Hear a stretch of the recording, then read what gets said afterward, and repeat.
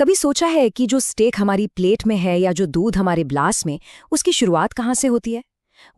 ये सब एक बहुत ही फंडामेंटल बायोलॉजिकल प्रोसेस से शुरू होता है, जिसे हम कहते हैं ग्रोथ।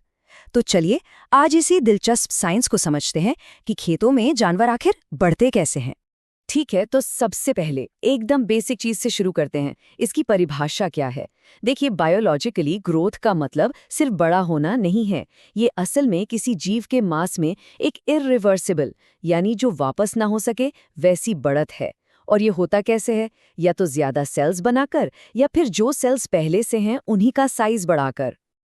अब एक बहुत जरूरी बात, ग्रोथ और डेवलपमेंट को एक ही चीज समझने की गलती नहीं करनी चाहिए। सोचकर देखिए, एक सुअर का बच्चा जब बड़ा होकर एक पूरा सुअर बनता है, वो है ग्रोथ, मतलब वो बस साइज में बड़ा हो रहा है। लेकिन जब एक कैटरपिलर एक तितली में बदल जाता है, तो वो है डेवलपमेंट।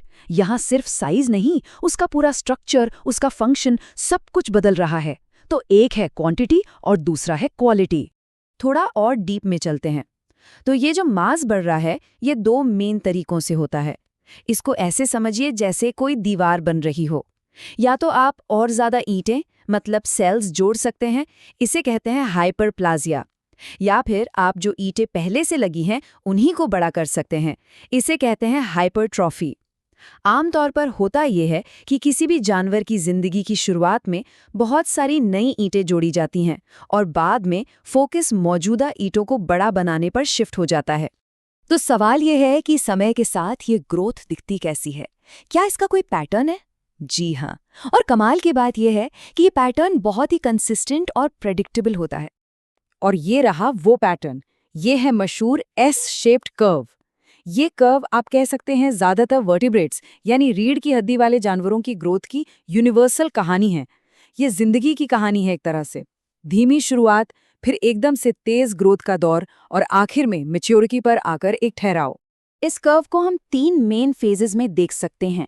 पहला एक एक्सेलरेटिंग फेज, जहां रफ्तार पकड़ती है। फिर आता है इन्फ्लेक्शन पॉइंट, और ये सबसे अहम है। ये वो पॉइंट है जहां ग्रोथ अपनी सबसे तेज रफ्तार पर होती है। और किसानों के लिए, पशुपालकों के लिए यही वो गोल्डन पीरियड होता है जब खाने को ग्रोथ में बदलने की एफिशिएंसी सबसे ज्यादा होती है। इसके बाद आता है तीसरा फेज, डीसेलरेटिंग फेज, जहां ग्रोथ धीरे धीरे कम हो जाती है। अब ये बहुत दिलचस्प है। देखिए, एस शेप का बेसिक पैटर्न तो यूनिवर्सल है, लेकिन हर जानवर की अपनी एक अलग कहानी होती है। इस ग्राफ को देखिए, यहाँ साफ दिखता है कि कैसे अलग अलग नस्ल के घोड़ों और सूअरों के लिए ये कर्व्स कितने अलग हैं। ये सब उनके जेनेटिक्स में लिखा होता है। तो ये तो साफ है कि जेनेटिक्स का एक बहुत बड़ा रोल है। तो चलिए अब जरा उन इंटरनल फैक्टर्स को करीब से देखते हैं जो किसी भी जानवर की ग्रोथ की शुरुआती स्क्रिप्ट लिखते हैं। तो वो कौन से इंटरनल ड्राइवर्स हैं जो ग्रोथ को कंट्रोल करते हैं?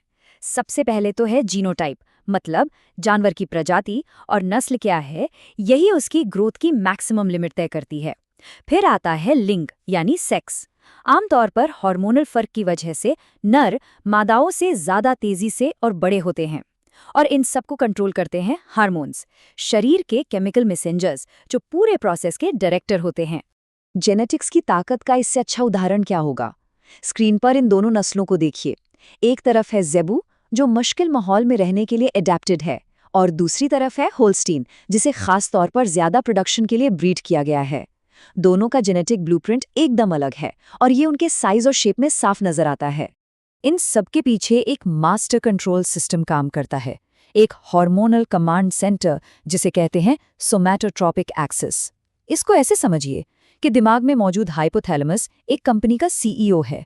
वो अपने मैनेजर यानी पिट्यूटरी ग्लैंड को ऑर्डर देता है, और फिर मैनेजर फैक्ट्री यानी लिवर को बताता है कि ग्रोथ के लिए जरूरी प्रोडक्ट्स बनाने हैं। ये एक बहुत पावरफुल सिस्टम है जो पूरे शरीर में ग्रोथ को रेगुलेट करता है। लेकिन एक शानदार जेनेटिक ब्लूप्रिंट होना ही काफी नहीं है। ये तो कहानी का सिर्फ आधा हिस्सा है। किसी भी जानवर को अपनी पूरी जेनेटिक क्षमता तक पहुंचने के लिए सही माहौल और सही बिल्डिंग ब्लॉक्स की जरूरत होती है। और यहीं पर आते हैं एक्सटर्नल फैक्टर्स, यानी बाहरी कारक। तो ये बाहरी फैक्टर्स क्या हैं? सबसे जरूरी है न्यूट्रिशन, खाना। यही वो एनर्जी और प्रोटीन देता है जिससे शरीर बनता है। फिर आता है एनवायरनमेंट, तापमान कैसा है, दिन कितना लंबा है, ये सब भी मेटाबॉलिज्म और ग्रोथ पर असर डालता है। और आखिर में मैनेजमेंट, मतलब जानवर को रहने की सही जगह और साफ सफाई मिल रही है या नहीं। अगर मैनेजमेंट अच्छा हो तो स्ट्रेस और बीमारियां कम होती हैं और न्यूट्रिएंट्स शरीर की मरम्मत की जगह ग्रोथ में काम आते हैं। अच्छा, अब ये चार्ट थोड़ा कॉम्प्लिकेटेड लग सकता है, पर ये इंटरनल और एक्सटर्नल फैक्टर्स को एक साथ लाने का एक बेहतरीन तरीका है।